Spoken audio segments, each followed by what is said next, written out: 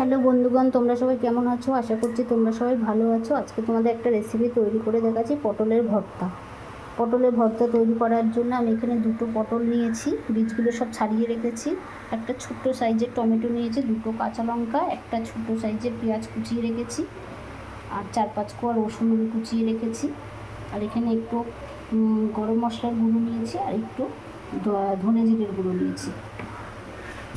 এবার আমি মিক্সিতে পটলগুলোকে পেস্ট করে নেব। পটলটা আমার পেস্ট হয়ে গেছে। এবার আমি গ্যাসটা জ্বালিয়ে দেবো। গ্যাসটা জ্বালিয়ে কড়াইটা বসিয়ে দেবো।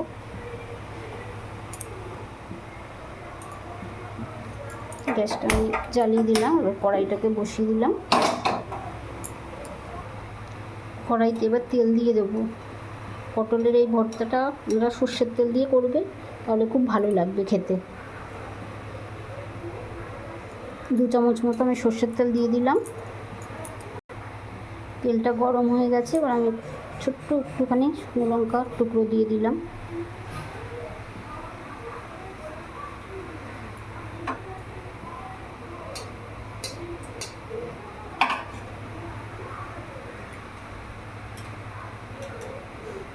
হাফ চামচ কালো জিরে দিয়ে দিলাম ফোড়নে।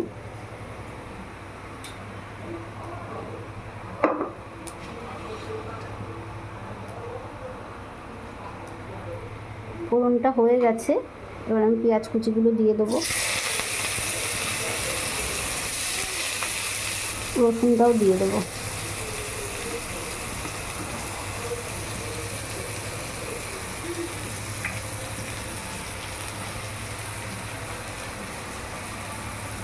সামান্য একটু নুন দিয়ে দিলাম, তাহলে পেঁয়াজটা তাড়াতাড়ি নরম হয়ে যাবে।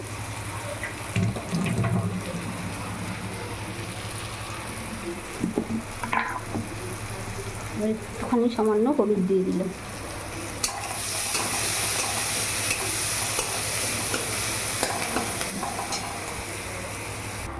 পেঁয়াজটা ভাজা ভাজা হয়ে গেছে। এবার আমি টমেটো কুচিটা দিয়ে দেবো।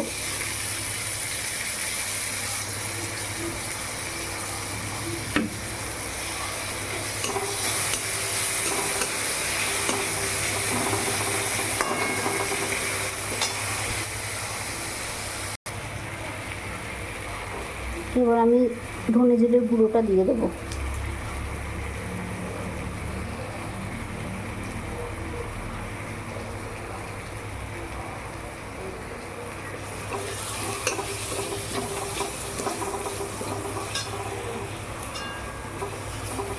গরম মশলার গুঁড়োটাও এখনই দিয়ে দেবো সামান্য পরিমাণে।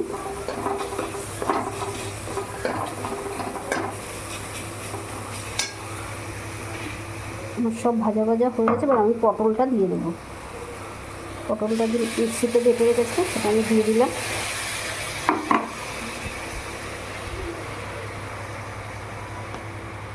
আর 1 চামচ মতো হলুদ দেবো, পরিমাণ মতো নুন দিয়ে দেবো। তোমরা যে যেরকম নুন ঝাল খাও সেরকম দিয়ে নেবে।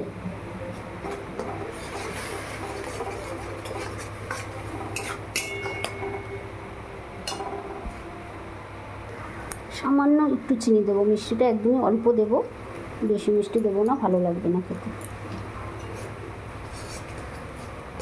পটলের একই রকম রেসিপি খেতে খেতে মানুষ বোর হয়ে যায়, তখন এই রেসিপিটা খেলে পরে খুব ভালো লাগবে। ভাত দিয়ে এটা খেলে গরম গরম ভাতের সঙ্গে খুবই ভালো লাগবে রেসিপিটা।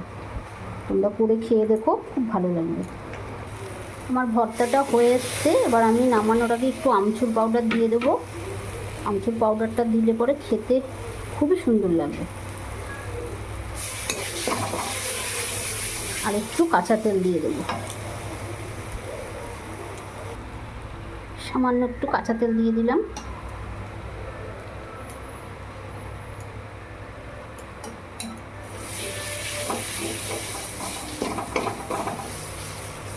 এবার আমি গ্যাসটা নিভিয়ে দেবো। আমার পটলের ভর্তাটা তৈরি হয়ে গেছে। আমি এবার গরম গরম ভাতের সঙ্গে এই পটলের ভর্তাটা দিয়ে খাবো। খেতে অসাধারণ লাগবে। তোমাদের যদি এই রেসিপিটা ভালো লেগে থাকে তবে আমার চ্যানেলটিকে লাইক করো, শেয়ার করো, সাবস্ক্রাইব করো। Thank you, tata.